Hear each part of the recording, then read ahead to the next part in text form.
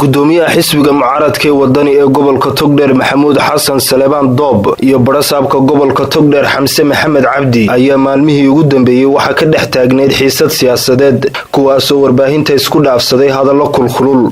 Gudoomiye Doob ayaa barasaabka gobolka Togdheer ku eedeeyay inuu ku haftay xilkii qaranka uu hayay, waxaanu sheegay in xisbiyada mucaaradka ah uu albaabada ka soo xidhay, isagoo intaas ku daray in gudoomiye Xamse aanu xamilayn eedeymaha uga yimaada xisbiyada mucaaradka ah. waxaan isku daynaa anagoo ah xisbiga mucaaradka inaanu u gudbino barasaabka gobolka xogaha annaga dadka ku dhex jira bulshada, xogaha yaala gobolka dhex yaala ee aanu indhahayaga ku soo aragnay inaanu u gudbino si uu wax uga qabto aanu wasaaradiisa ka soo aragnay. kadankayga ma soo geli karaan buur xisbiyada mucaaradku askartu nagu ballamiyay. waa arrin aad iyo aad u liita, laakiin waxaa muuqata inuu barasaabku yahay canaan ka yaab reer ma doojo. waxba cidina kugu eedaynayso wadani baa tahay kulmiyaad ahayde wadaninimana cid kugu herimayso lagu safir saari maayo cid baa halkan u badanay dadka u sinoo baan leenahay gudoomiye.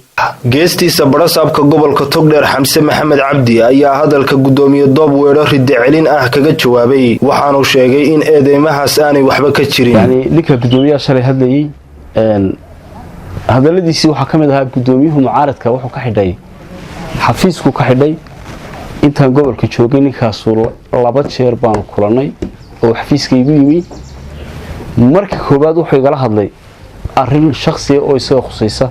intii aanu jawaab baan si waxaan ku riday hada arrintu saato odayaalba ku jireen odayaashii idin dhex galay hawshii la sigo sidaas uu iga tagay.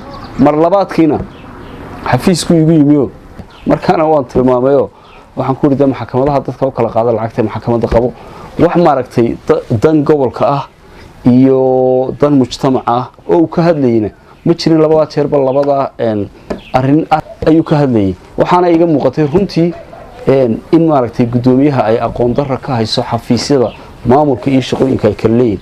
Axmed Salebaan Carab Axmed Kaafi Bulsha TV Burco.